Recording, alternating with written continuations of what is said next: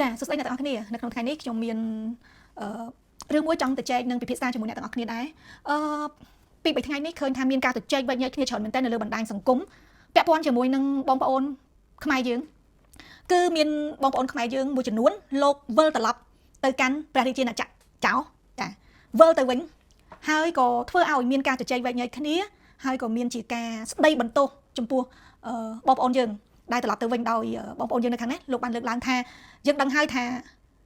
ប្រទេសមួយនោះផ្ទះលេខ2គឺគេមិនសប្បាយចិត្តជាមួយនឹងយើងទេអញ្ចឹងត្រឡប់ទៅវិញ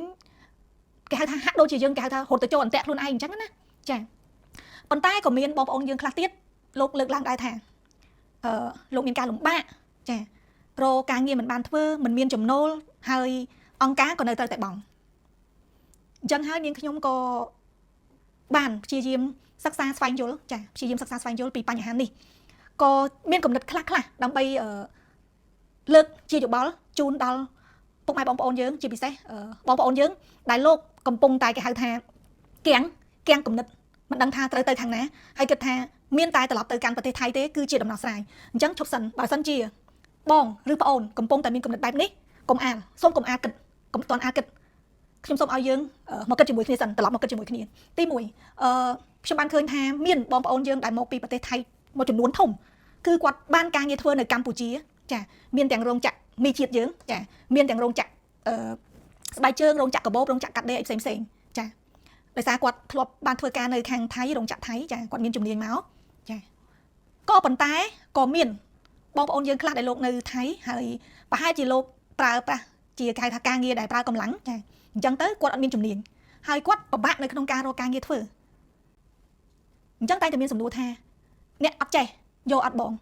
អ្នកអត់ចេះដេរយកអត់បងអ្នកអត់ចេះគេទទួលអត់បងមានរោងចក្រខ្លះខ្ញុំបានឃើញចាគឺ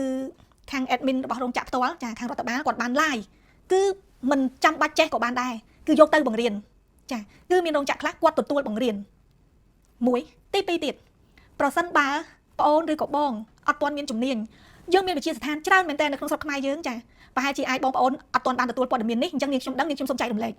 មានវិទ្យាស្ថានជាច្រើនចាដែលគាត់បានបង្រៀនជំនាញច្រើនមែនតើចាមិនថាជាជំនាញតាក់ទងជាមួយនឹងអគ្គិសនីក្តីជំនាញជាមួយនឹងសំណង់ក្តីជំនាញម្ហូបអាហារក្តីជំនាញដេរជំនាញកែសម្ផស្សគឺច្រើនជំនាញណាស់ចាហើយវិទ្យាស្ថានទាំងអស់នោះគឺមាននៅតាមខេត្តរបស់ពុកម៉ែបងប្អូនទៀតមិនបាច់ថាពុកម៉ែបងប្អូនត្រូវតែឡើងមកដល់ភ្នំពេញទេតែបើសិនជាពុកម៉ែបងប្អូននៅខេត្តជិតភ្នំពេញនេះលោកគិតថាលោកចង់មករៀននៅភ្នំពេញហើយរៀនចប់រកការងារនៅភ្នំពេញក៏បានឬក៏អាចរៀននៅខេត្តរបស់ពុកម៉ែបងប្អូនឬក៏បងផ្ទាល់បានចាពីព្រោះវិទ្យាស្ថានទាំងអស់នោះគឺស្ថិតនៅក្រោមក្រសួងការងារចានេះគឺជាចំណុចខ្លាំងវិទ្យាស្ថានទាំងអស់ស្ថិតនៅក្រោមក្រសួងការងារអញ្ចឹងនៅពេលដែលយើងរៀនចប់យើងទទួលបានវិញ្ញាបនបត្រចាគេមានគេហៅថាភ្នាក់ងារស្វែងរកការងារឲ្យទៀតពីព្រោះអីគ្រប់វិទ្យាស្ថានទាំងអស់ដែលនៅក្រោមក្រសួងការងារគាត់មានដៃគូចាដៃគូនៅតាមរោងចក្រក្រុមហ៊ុនសហគ្រាសដែលអាចនិយាយបានថាឲ្យតែបងប្អូនចំណាយពេល3ទៅ4ខែរៀនហើយយើងប្រឹងដាក់ចិត្តដាក់កាយរៀនឲ្យចេះធានាថាក្រុមហ៊ុនទាំងអស់គឺគេមកទទួលយកយើងខ្លាចតែមួយទេចាខ្ញុំធ្លាប់លើខ្លាចតែមួយបងប្អូនថាចេះឆ្ងាយផ្ទះអានឹងខ្ញុំអត់ហ៊ាននិយាយទេប៉ុន្តែធ្លាប់មានគឺមានក្រុមហ៊ុនខ្លះអញ្ចឹងទៅដូចថាគាត់រៀននៅខេត្តកណ្ដាលគាត់រៀននៅបាត់ដំបងគាត់រៀននៅតាកែវអីចឹងទៅក្រុមហ៊ុនធ្វើនៅខាងក្រុងបរសៃអនុអីអញ្ចឹងទៅឬក៏ទៅធ្វើដល់រតនគិរីអីចឹងទៅគាត់ថាឆ្ងាយផ្ទះអីអញ្ចឹងណាចាប៉ុន្តែបើសួរថាកម្ពុជាយើងទីផ្សារការងារចង្អៀតទេខ្ញុំគិតថាពុកម៉ែបងប្អូនជាទីស្រឡាញ់ចាប្រជាជនកម្ពុជាជាទីស្រឡាញ់របស់ខ្ញុំសូមនិយាយថាយើងអត់ទាន់ចង្អៀតទេយើងនៅខ្វះកម្លាំងពលកម្មច្រើនតែជឿថាដោយសារតែពុកម៉ែបងប្អូនជាពិសេសបងប្អូនឬបងប្អូនដែលលោកទៅតែអញ្ជើញមកពីប្រទេសថៃទៅត្រឡប់មកវិញអាចថាយើងអត់ទាន់ស៊ាំមួយខែពីរខែមិនទាន់ស៊ាំចាអញ្ចឹងហើយក៏អាចថាមិនទាន់បានទទួលនៅដំណឹងចាឬក៏មិនទាន់ច្បាស់មិនទាន់ជឿអញ្ចឹងនាងខ្ញុំសូមជម្រាបជូនថាពុកម៉ែអាចខលទៅលេខ1297បាន1297គឺជាលេខដែលនឹងជួយរកការងារចាជួយរកការងារឲ្យស័ក្តិសមជាមួយនឹងជំនាញរបស់ប្អូនឬក៏បងដែលអញ្ជើញមកពីប្រទេសថៃវិញមួយទៀតផ្លេចជម្រាបជូនការទៅរៀននៅវិទ្យាស្ថានទាំងអស់ហ្នឹងចាពុកម៉ែបងប្អូនការទៅរៀននោះគឺទទួលបានប្រាក់ខែទៀតបើសិនជាបងប្អូនគេហៅថាមានបានក្រីក្រឬក៏បានសមត្ថភាពចាយើងប្រើថាបានក្រីក្រចុះចាឲ្យដើម្បីឲ្យងាយស្រួលស្ដាប់ចាងាយស្រួលស្ដាប់ងាយស្រួលយល់ចាគឺនឹងមានប្រាក់ខែផ្ដល់ជូនទៀតមួយខែ280,000ចាយើងទទួលបាន280,000រៀលអញ្ចឹងអាចថាទប់ទល់នៅការចំណាយហូបចុកបានចាហើយនៅពេលដែលខំប្រឹងរៀនយើងចេះយើងចាំយើងមានជំនាញច្បាស់លាស់ យើងនឹងបានទទួលប្រាក់ខែតាមខ្ញុំលើព័ត៌មានពុកម៉ែបងប្អូនគឺប្រាក់ខែនៅកម្ពុជាយើងក៏ច្រើនគួរសមដែរចាបើសិនជាចេញទៅមានបងអូនខ្លះគាត់ទទួលបានហ្នឹងគាត់រៀនបដាធ្វើការបដាមានន័យថាគាត់រៀននៅក្នុងវិទ្យាស្ថានហើយគាត់ចេះគាត់អាចធ្វើបានគាត់ចេញទៅធ្វើការងារនៅគេហៅថាក្រុមហ៊ុនឬក៏សហគ្រាសឬក៏អង្គការដែលជាដៃគូរបស់វិទ្យាស្ថានហ្នឹងគាត់ទទួលបានជួនកាលដល់250ក៏មានដែរចាហើយប្រាក់ខែនោះមានតាមខ្ញុំឮតាមដឹងមានអតីតសិស្សនៅក្នុងវិទ្យាស្ថានខ្លះគាត់បានលើកឡើងថាអាចឈានដល់6 700ក៏មានដែរនៅពេលដែលគាត់រៀនចប់ទៅគាត់ទៅចាប់ជំនាញដែលគាត់រៀនអញ្ចឹងទៅ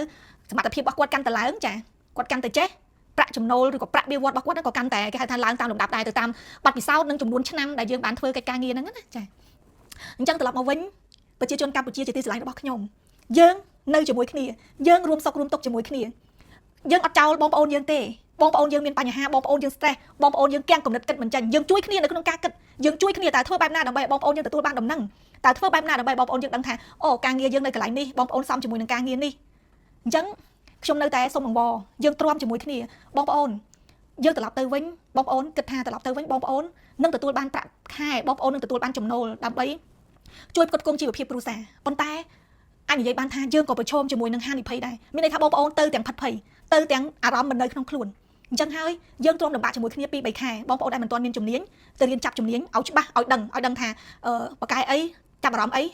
រៀនអ្វីដែលយើងគិតថាខ្លួនយើងអាចទៅរួចខ្លួនយើងស្រឡាញ់ហើយចំពោះបងប្អូនដែលជាគេហៅថាមេការនៅក្នុងរោងចក្រនាងខ្ញុំសូមលើកដៃសូមស្នើសុំគ្មានអ្នកណាដែលកើតមកចេះនោះទេតែតែមានទស្សនៈដែលខ្មែរយើងនិយាយអ្នកចេះតិចបង្រៀនអ្នកមិនចេះអ្នកចេះច្រើនបង្រៀនអ្នកចេះតិចអញ្ចឹងអ្នកចេះច្រើនផ្ដើមពីអ្នកមិនចេះអ្នកចេះច្រើនផ្ដើមពីអ្នកមិនចេះមកជាអ្នកចេះតិចមកជាអ្នកចេះបង្គួរនិងមកជាអ្នកចេះច្រើនប្រៀបដូចបទពិសោធន៍អញ្ចឹង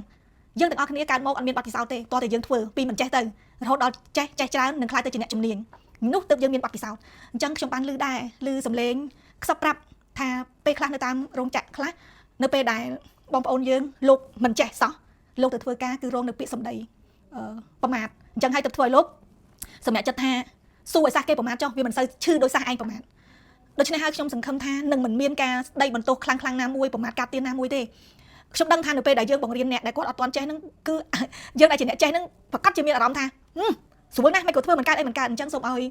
បងឬក៏ប្អូនវិលត្រឡប់ទៅមើលថ្ងៃដំបូងដែលបងឬក៏ប្អូនមិនទាន់ចេះសោះហើយតើយើងត្រូវចំណាយពេលប៉ុណ្ណាទើបអាចខ្លាយទៅជាអ្នកជំនាញឬក៏អ្នកចេះនៅក្នុងថ្ងៃនេះបើសិនជាយើងមិនអោបកសោបបងប្អូនយើងមិនអោបកសោបសាច់យើងហើយយើងចេះតែរុញច្រានគ្នាអញ្ចឹងយើងអត់មានសាមគ្គីជាតិទេហើយបើសិនជាជាតិយើងអត់រឹងមាំសេដ្ឋកិច្ចយើងមិនខ្លាំងធ្វើម៉េចយើងអាចឈ្នះប្រទេសចោលឈ្លានពានរបស់យើងបានពីថ្ងៃនេះទៅអ្វីដែលកម្ពុជាយើងត្រូវរួមគ្នាគឺមានតែសាមគ្គីភាពអ្នកមិនចេះរៀនពីអ្នកចេះតិចអ្នកចេះតិចរៀនពីអ្នកចេះបង្គួរអ្នកចេះបង្គួររៀនពីអ្នកចេះច្រើនហើយអ្នកដែលចេះច្រើនត្រូវតែចែករំលែកនៅអ្វីដែលខ្លួនចេះទៅឲ្យអ្នកដែលមិនចេះទាំងអស់គ្នាឲ្យបានដឹងឲ្យបានយល់យើងលែងមានទៀតហើយថាយើងចេះយើងលាក់ទុកយើងមានតែថាយើងចេះយើងព្យាយាម